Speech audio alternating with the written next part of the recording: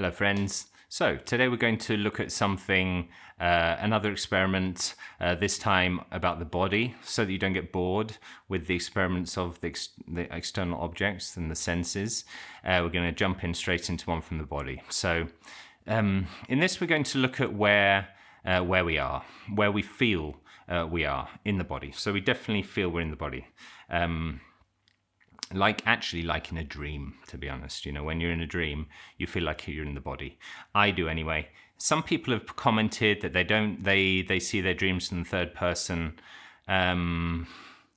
But yeah, I wrote down my dreams for one whole year, actually, every morning. It was hard to remember, but I managed to do it. I missed about 2 days when I just couldn't remember at all.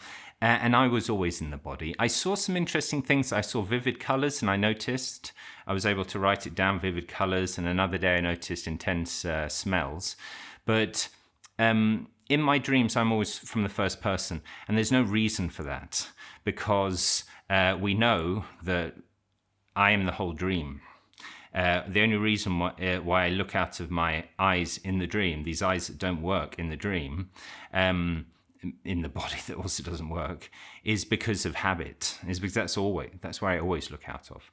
And so we're going to look at where you feel you are here in the waking world. Now, this process I took from Goode's book, The Direct Path, a user guide. So go and look for it. It's got 40. If you want to do it, you know, before I get through them, you can do them yourselves. Right. So we're going to split the body in half. So we split the body at the waist and separate the two halves. Now, where do you feel you are? Do you feel that you're in your top half or in your bottom half?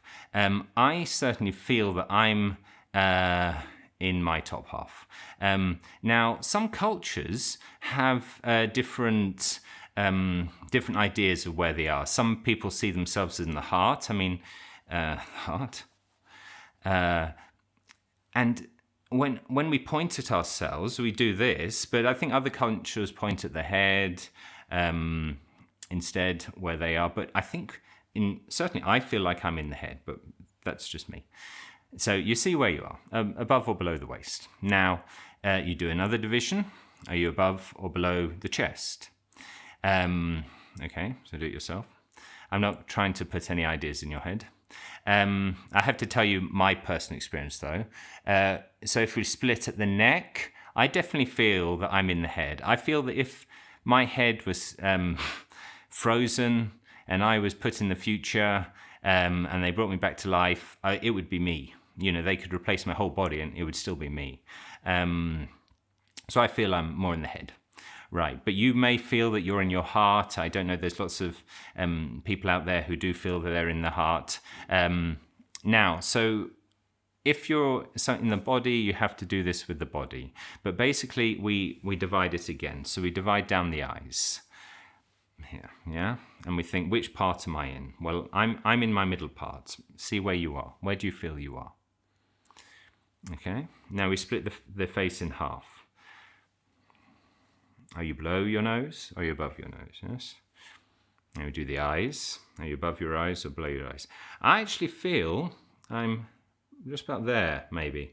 Or maybe there. I'm not really sure. Then we split here, maybe an inch from the front of the face, or 2 centimeters. Then 2 centimeters more, or another inch. Okay. And in which part do you think you are? Where do you feel you are? So I feel I'm just behind my forehead, or maybe just behind my eyes, you know. That's where I feel I am. Now, so do the experiment yourself. If maybe you feel you're more in your body, then split the body. Find out where that is. You can really hone down. You can keep doing this, splitting, find which side, and you will hone down to a point. Now, what we've got to do now, if we focus on that point. So intently feel, you know, focus on that point where you are in your body. And you can see it, yes? Okay, that's you. Now, is that you, or are you observing that? I think you see that feeling of where you are is being observed by you. This feeling arises in you. Now, maybe you'll say, well, I had to put myself back a bit so that I could see the bit in front of me. But the thing is that, I mean, we could try that and then move back again. But I think your first intuition was right where it was. And by saying, well, it's me back here looking at that point in front, and I got it wrong the first time, I think really what it is that no matter how far you keep putting yourself back, it will always be something that arises in your awareness. Not because you've got the place wrong, but because, like in a dream, you actually don't have any location. You have a sense of a location in the body, and this sense, by people who do sensory deprivation tanks and things like that, can be moved. There's, Richard Feynman, the famous what's he called? Quantum physicist from the 20th century. He used to do this. He put himself in a flotation tank, and he was able to move he felt he could move his center to the side of his head, and then whatever he did again, and he could move it a bit more. And he did that until it was quite far from his center. So this thing that we feel where we are is a feeling. It's an object. It is not the awareness itself. So the awareness itself is more like in the dream. Things are not known from a point of view. Things are known in themselves, by themselves. In a dream, when you see an apple in the dream, your eyes don't work. There's no light bouncing off. There's no space even, really, because we know it's in your head. But you know the apple. The apple is seen, but the apple's seen in itself. And that's what happens with everything.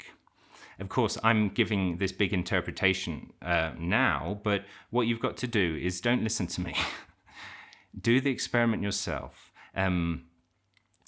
See where you can find yourself.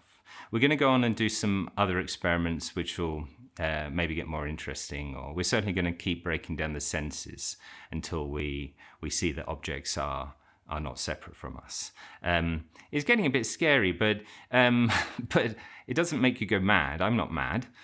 I just understand that I'm not actually experiencing more than one thing here. When we break it down step by step, we do see that it is just one thing here. Consciousness, existence, and value. Satchitananda. So, thank you very much for watching the video, and thank you for all the nice comments. Goodbye.